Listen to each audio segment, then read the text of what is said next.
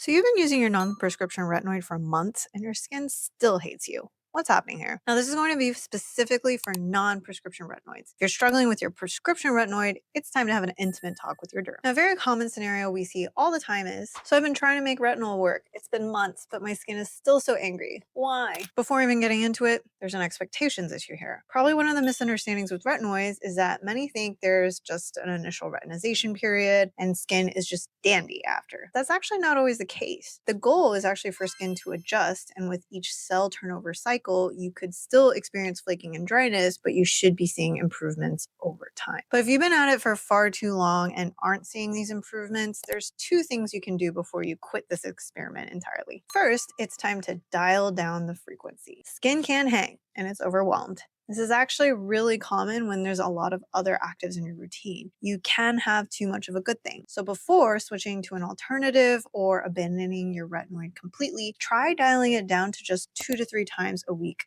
of use. The flaking and dryness should improve, and don't try upping the frequency until you feel skin has a really good handle on it. The second thing is you can try using a lower concentration of retinoid. It's so easy to want to get max dose or the most potent molecule right off the bat. It's actually not necessary, which brings me to my last point. I said two, but there's three. Now, if you've tried all those things with still very little success, it may be time to look at a more gentle retinoid option. And if you have FOMO, don't. We've shared previously on a clinical actually comparing the mechanism of tretinoin and retinol, and found retinol's mechanism could achieve the same benefits just at a slower degree, which is honestly okay. Faster is not always the goal in the retinoid world. So don't need to worry there. Hopefully that's helpful. Wishing you happy skin, and please share with the rest of us the retinoid that's been working for you.